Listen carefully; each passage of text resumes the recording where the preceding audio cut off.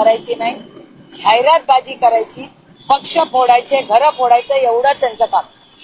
काल महाविकास आघाडीची बैठक झालेली आहे. यामध्ये 23 आमदार गैरहजर राहिले आहेत. उद्धव ठाकरे यांनी सुद्धा याबद्दल नाराजी व्यक्त केलेली आहे. खरंच महाविकास आघाडी आता कारण 6 खासदार फुटल्यानंतर चिंता व्यक्त केली आहे. नाही, साहजिक आहे, काळजी वाटणं साहजिकच आहे. आणि असेंब्लीमध्ये मी देवेंद्रजींचंही भाषण तुमच्याच चॅनलवर ऐकलं आणि आमच्याहीकडून आमदारांच्या बाबतीत दोन्ही बाजूनी असं वाटतंय की फार लोक तिथे संसदेत असेंब्लीमध्ये नसतात, विधान भवनमध्ये नसतात, असं भारतीय जनता पक्ष म्हणजे सत्ताधारी पण आहे आणि विरोधात असंच सगळीकडे चित्र दिसतंय.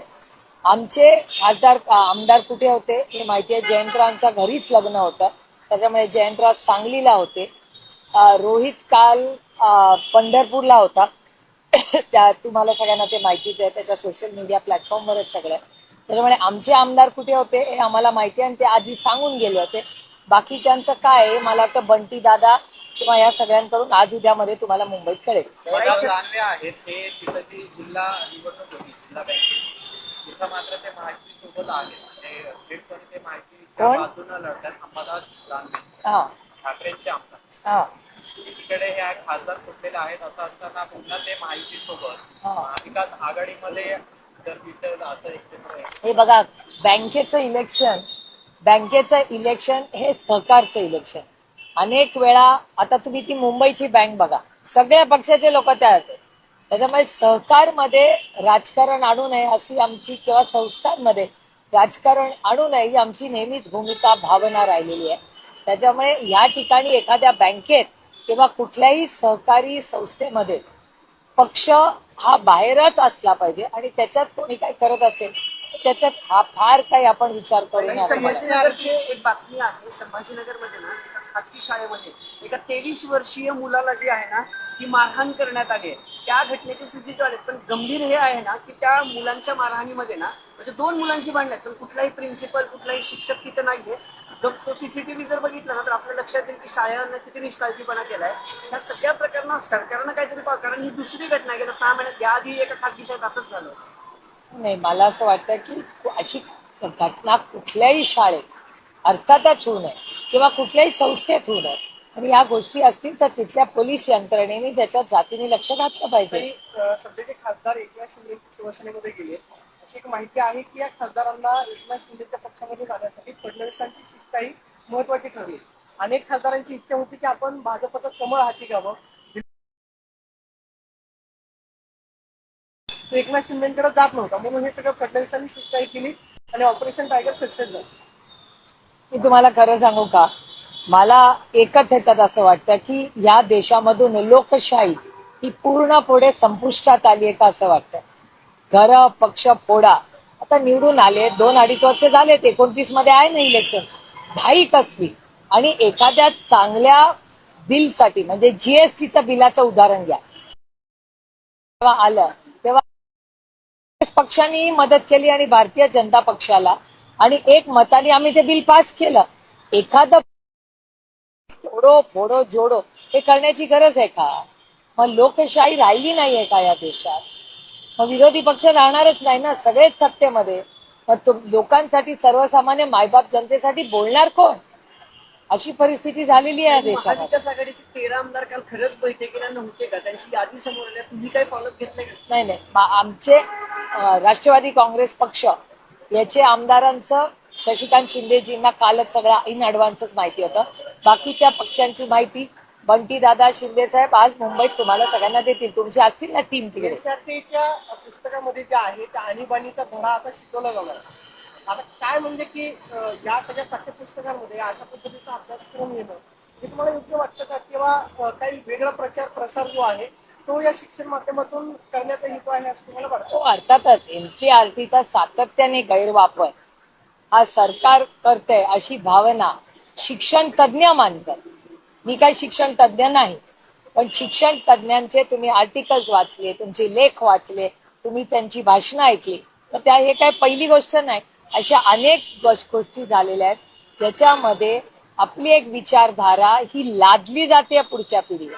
आणि दुर्दैव आहे की आजचे सत्ताधारी हे शिक्षण पुढे करून जे नवीन गणित बांधायचा प्रयत्न करतायत हे देशाच्या ऐक्यासाठी आणि नवीन पिढीच्या विचारधारेसाठी हे घातक पुढे ठरू शकतं, अशी शक्यता नाकारता येत नाही. ठाकरे बैठकीमध्ये बोलताना असं म्हणाले की आपण आतापर्यंत महाविकास आघाडी म्हणून एकत्र होतो, मात्र आता आपण खरंच महाविकास आघाडी म्हणून एकत्र आहोत का याची विचार करण्याची गरज आहे. सभागृहामध्ये महाविकास आघाडीमध्ये समन्वय पाहायला मिळत नाही. सरकारला ज्या पद्धतीनं धारेवर धरलं जावं, अधिवेशनामध्ये मुद्दे मांडले जावे, त्याच्यामध्ये कुठेतरी कमतरता पाहायला मिळते. आपलं एकसंघ राहणं हे खूप महत्वाचं आहे. महाविकास आघाडीमध्ये समन्वय नाही असं तुम्हाला पुढचं वाटतं? आम्ही जेव्हा भेटतो तेव्हा असतो आणि तुम्हाला खरं सांगू, मी दिल्लीमधलं जास्त पाहते आणि दिल्लीमध्ये इंडिया अलायन्स आणि महाविकास आघाडी आम्ही अतिशय एकत्रपणे दिल्लीच्या पार्लमेंटमध्ये तुम्ही कोणालाही विचारू शकता. आम्ही अतिशय रोज सकाळी भेटतो 10 वाजता खडगेजींच्या ऑफिसमध्ये. तिकडून आमची सगळे दिवसभर कोण भाषण करणार, काय आम्ही स्टँड घेणार, कुठल्या बिलावर काय आमची मतं आहेत, हे पूर्णपणे आमची स्ट्रॅटेजी रोज सकाळी 10 वाजता ठरते दिल्लीमध्ये पार्लमेंटच्या मध्ये. त्यामुळे इथेही तशी काही यंत्रणा जर असेल, आहे का नाहीये मला माहिती नाही, पण माझा विश्वास आहे की काल उद्धवजींनी ज्या सूचना केल्यात त्या पूर्णपणे हे सगळे एकमताने करतील. ताई, तुम्ही या जे खासदार आता एकनाथ शिंदेच्या शिवसेनेत गेलेत यांना जवळून दिल्लीमध्ये बघितलं असेल. एमपी लॅट्स जो डॅशबोर्ड आहे त्याच्यात अक्षरशः सगळे स्टॅटिस्टिक्स समोर आलेत. 50% सुद्धा या खासदारांनी निधी जो आहे त्याचा उपयोग केला नाहीये आणि दुसऱ्या बाजूला आम्हाला निधी मिळत नाही म्हणून आम्ही एकनाथ शिंदेच्या सरकारमध्ये पक्षात चाललोय अशी भूमिका त्यांनी जाहीर केली. कसं बघता या? नाही, मी स्वतःपासून सुरू करते. मी आता पुण्याच्या कलेक्टरांना 2 गोष्टींसाठी भेटायला चालले. एक की एमपी लॅड्स आणि दुसरं माझ्या लोकसभा मतदारसंघातली, इथे मी लोकप्रतिनिधी म्हणून काम करते, तिथे पाण्याची परिस्थितीसाठी मी कलेक्टरांना भेटायला चालले. काय होतंय, तो डॅशबोर्ड आता माझ्याबद्दल चुकीची माहिती आहे. 3 वर्षाची सगळी कामं माझी 100% अप्रूव्ड आहे, आणखीन पैसे दिले, पण त्या डॅशबोर्डचा जे अपलोडिंग असतं त्याची एक नवीन पद्धत सुरू झालेली आहे आणि त्याच्यामुळे खरंच नक्की किती निधी झालाय नाही झालाय हे स्पष्टता येत नाही. काल मी आश्चर्यचकित झाले की माझी माहिती चुकीची होती, मग म्हणून मी कलेक्टरांना भेटायला चालले की कशाला आमची बदनामी करताय. अपडेट केलं नाही, त्यांनी काहीच अपडेट केलं नाही आणि त्यांनी एक नवीन पद्धत, काहीतरी कागदपत्र पूर्ण झाल्याशिवाय ते अपलोड होत नाही. आता खासदाराचा काय संबंध, आम्ही प्रशासन नाही ना, प्रशासनाचं ते काम आहे. आम्ही निधी वाटप झाल्यानंतर रस्ता काय खासदार बनवत नाही, रस्ता सरकार बनवतं, पीडब्ल्यूडी बनवतं. त्याच्यामुळे पीडब्ल्यूडी ला तुम्ही विचारले पाहिजे. आणि ह्या 5-6 खासदारांचे माझे अतिशय कौटुंबिक संबंध आहेत. आम्ही एकत्र 24 मध्ये लढलो, ताकदीने 2.5 वर्ष पार्लमेंटमध्ये काम केलं. त्यांचे काय प्रश्न आहेत, त्यांनी काय भूमिका मांडल्यात, त्या आम्ही तुमच्याच माध्यमातून पाहिलेल्या आहेत. लोकसभा अध्यक्षांनी ठाकरेंना बोलवलं होतं, ठाकरे गटाच्या गटनेत्यांना, खासदारांना. त्यांनी जी याचिका त्यांच्याकडे केलेली आहे की या 6 फुटेल खासदारांचा वेगळा गट स्थापन झाला, त्याला मान्यता देऊ नका. तर काल लोकसभा अध्यक्ष म्हणाले की मी कायद्याच्या बाजूने सगळा अभ्यास करून याबाबतचा निर्णय घेऊ शकतो. तर तुम्हाला काय वाटतंय, खरंच ठाकरेंच्या बाजूने निर्णय घेतील? मी तुम्हाला खरं सांगू का, मी भोगलंय सगळं. उद्धवजी म्हणजे सेना, शिवसेना आणि आम्ही election commission to supreme court, तारीख पे तारीख, हे आम्ही पण भोगलंय ना. त्याच्यामुळे मला काय कुणाला न्याय मिळेल त्याची फारशी काय मला अपेक्षा नाही. कारण का मी आहे ना, मी हे सोचलंय ना सगळं. ज्या चुकीच्या पद्धतीने आदरणीय पवार साहेबांचा ज्यांनी पक्ष स्थापन केला, त्या आदरणीय पवार साहेबांना कुठलीही कागदपत्र नसताना पक्षाचा अध्यक्ष म्हणून काढून टाकला. आता ह्याच्यापेक्षा जास्त काय बोलणार आपण. काही संजय राऊतांनी ना पत्र लिहिले जे दिना पाटील आहेत त्यांनी वक्तव्य केलं की माझ्या नादाला घरात घुसून मारून टाकली, बंदुकीचा इशारा केला होता. त्यानंतर म्हणले की आंदोलन केलं तर बॉम्ब फोडीन घरात, त्यांच्यावर नियुक्तीचा गुन्हा दाखल करा असं संजय राऊतांची पत्राद्वारे मागणी आहे. खासदारांनी असं वक्तव्य करणं कितपत योग्य वाटतं? असं खासदार नाही, कोणीच नाही करायला पाहिजे. ही लोकशाही आहे. तुमच्या मनात काही मतभेद असतील, मनभेद असतील तर त्याला एक बोलायची पद्धत आहे. पण ज्या पद्धतीने हे आलंय हे धक्कादायक आहे आणि हे सुसंस्कृत महाराष्ट्राला शोभणारं नाही.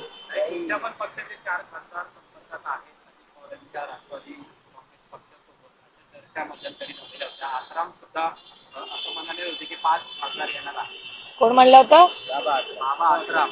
मला माहिती नाही बाबा. बाबा आत्रामांना माझ्यापेक्षा जास्त माहिती आहे. घडू नये यासाठी आता तुम्ही स्वतः काय? असं काही घडू नयेचा विषय नाही. आम्ही 8 खासदार कालही एकत्र होतो, आजही आणि उद्या आहे. आणि बाबा आत्रामांकडे 5 खासदार कोण आहेत ह्याची माहिती असेल तर त्यांनी नाव सांगावं. एवढं काय, जर येणारच असतील 5 बाबा आत्रामांकडे तर बाबा आत्रामांनी 5 नावं सांगावी कुठले 5 आहेत. मी त्यांच्याबरोबर कुठेही बसायला चर्चेला तयार आहे. मग बाबा आत्राम मला का घेत नाहीयेत, मला का सोडतायत? बाबा आत्रामांनी माझ्याशी पण बोलावं. 5 कशाला, 8 ठेवू. बीड मधलं जे प्रकरण आहे जुन्या हत्या प्रकरणामध्ये तुमच्या पक्षाचे खासदार बजरंग सोनवणे यांच्या मुलावरचे आरोप जे आहेत ते करण्यात येत आहेत. या सगळ्या प्रकरणामध्ये काय तथ्य आहे असं तुम्हाला वाटतं? काय संबंध हो, मला सांगा. राजकीय हेतूनं आरोप करण्यात येत आहेत. अर्थातच राजकीय हेतू. बजरंग आप्पा सोनवणे हे अतिशय कर्तृत्ववान खासदार आहेत. त्यांचा पार्लमेंटरी परफॉर्मन्स हा अतिशय उत्तम आहे आणि त्यांच्यावर हे राजकीय षडयंत्र त्यांच्यावर आणि त्यांच्या कुटुंबावर करण्याचं पाप हे कोणीतरी करते. रोहित पवारांनी शेतकरी कर्जमाफीच्या अटीविषयी जे आहे ते आंदोलन केलं. आता 31 तारखेला परत आंदोलन करावं लागते. पावसाळी अधिवेशनात याच्यात काही ठोस चर्चा होताना दिसत नाही. सत्ताधारी पण करीतच नाही, विरोधकांकडून सुद्धा हे प्रश्न विधिमंडळात मांडणं अपेक्षित असताना काल माननीय जयंत पाटील साहेब याच्यावर सविस्तर परवा रात्री बोललेले आहे आणि 29 तारखेला संभाजीनगरला रोहित आंदोलन करतोय. त्या आंदोलनाला मीही जाणार आहे 29 संभाजीनगरला. पण हे दुर्दैव आहे की शेतकऱ्यांच्या बाबतीत, महिलांच्या बाबतीत, जो शोषित आहे, जो वंचित आहे, जो पीडित आहे त्याच्याबद्दल अतिशय असंवेदनशील हे सरकार आहे. या सरकार आणि ज्या घटना झालेल्या आहेत, म्हणजे आता मध्य प्रदेश मधला भ्रष्टाचार बघा, और अयोध्येपासून उज्जैन पर्यंत ज्या श्रद्धास्थानामध्ये भ्रष्टाचार भारतीय जनता पक्षाचे मुख्यमंत्री करत असतील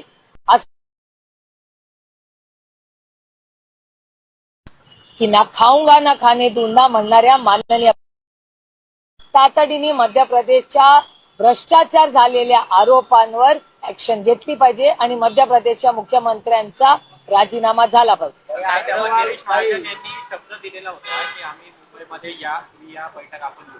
अजूनही ती बैठक झालेली नाही आणि त्याच अटीवर खरं तर रोहित पवारांनी त्यांचं उपोषण मागे घेतलं. तेच आता आम्ही त्याचा फॉलोअप करतोय. माननीय जयंत पाटील पण आज मुंबईला आलेले आहेत. ते आज हाऊसमध्ये या गोष्टींवर बोलणार.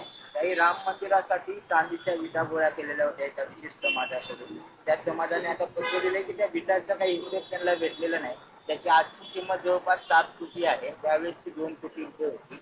आणि हे सगळे प्रश्न संसदेमध्ये अयोध्या ते उज्जैन आमच्या श्रद्धास्थानात जर भ्रष्टाचार होणार असेल तर आम्ही ते सहन करणार नाही.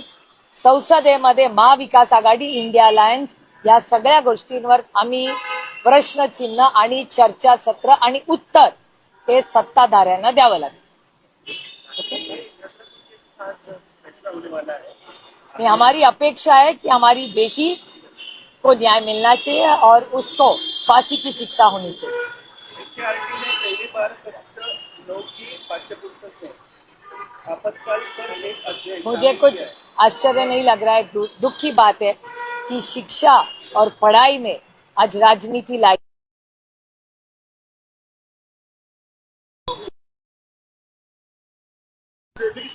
काफी आवाज उठा देते. जनरल एडमिनिस्ट्रेशन का इश्यू है.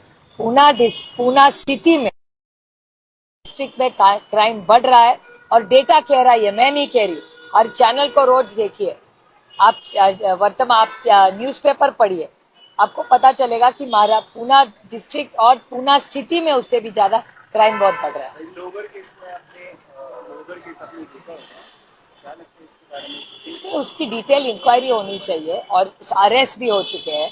देखते हैं अभी आगे क्या होता है.